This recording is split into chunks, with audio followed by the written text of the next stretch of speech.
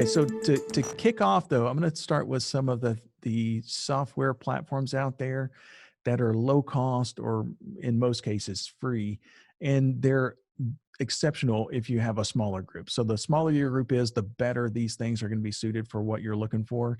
So and especially if you're just getting started with online meetings or you're starting to do webinars for the first time, you're most likely not going to have 100 people on your webinars in the very beginning. So these are good places to kind of start.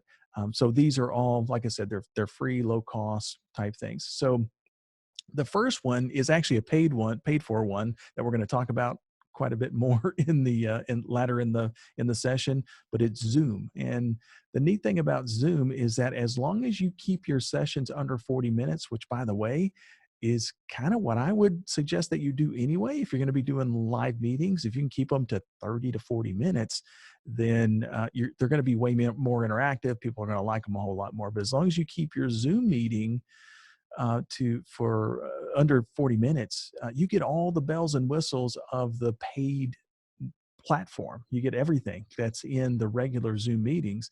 So as long as you keep the meeting duration short, they don't charge you anything. So that's a pretty good option. The second one is Skype. So Skype, as long as you keep, Skype is one of those things that has, I mean, it's been around forever. I mean, my first online meeting, the online meetings I use were using Skype. I mean, it's been around for over a decade. I don't even know when it was started, but it's been a long time ago. It's been around forever. And most people have it installed on their phones and their laptops because it comes pre-installed on a lot of smartphones. A lot of computers still have it on there and that kind of thing. But a couple of years ago, Microsoft bought Skype, and since then they've changed a few things. And in the past, the way that Skype worked is Skype had a lot of free services like the personal video calls, et cetera. Like for instance, my wife is from Ireland, and so we use Skype for years to make calls to her family, to our family. And in addition, when I do interviews on podcasts, I'll often use Skype. So the one-on-one conversations have pretty much always been free. But recently, though, Skype has begun to offer the online meeting platform for up to 50 people for free as well. And I assume that they're doing this because they're trying to compete with Zoom. And since Zoom is gaining a huge share of the market, I mean, that's most likely what's going on. But whatever the reason, what's old is new again. So people are used to using Skype. They kind of know the functions and everything because we've been using it for years, and it's a pretty good option. And for up to 50 people, you get the Skype name when you send out the link, and something that people are really used to using. So that's a great benefit. Another option, if you have a small, actually this is for any size group really, but it's free, is to do Facebook Live with a private group.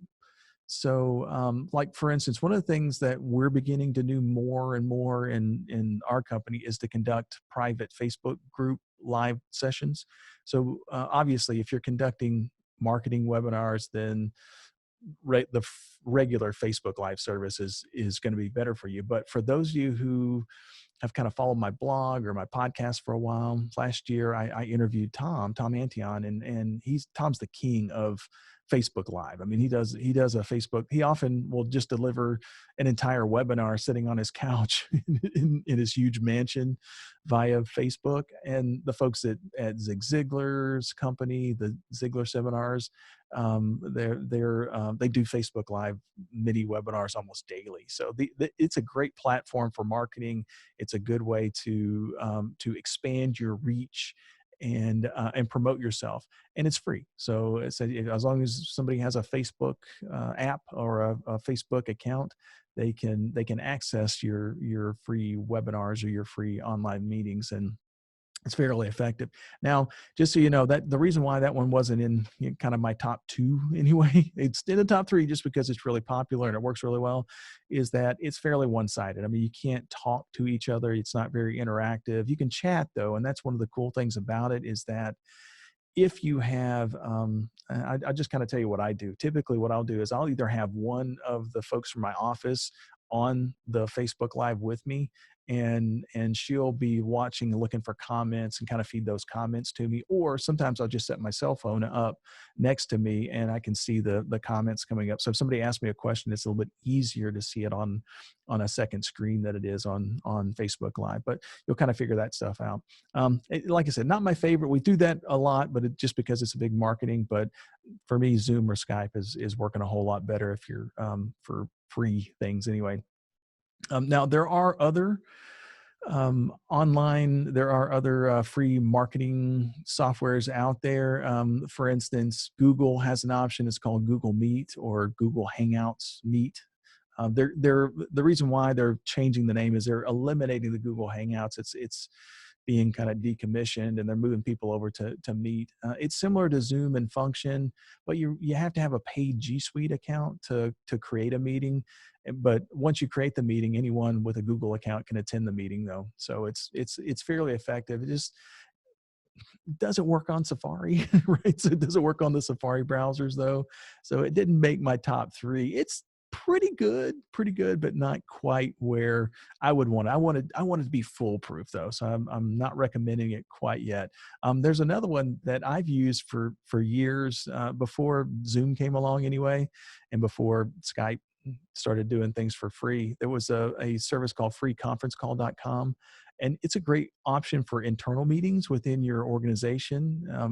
For instance, when I started my company, 2 decades ago, we used their service for our weekly staff meetings. And back then it was just audio conferencing. That's why it's called Free Conference Call, because it was actually a free conference call.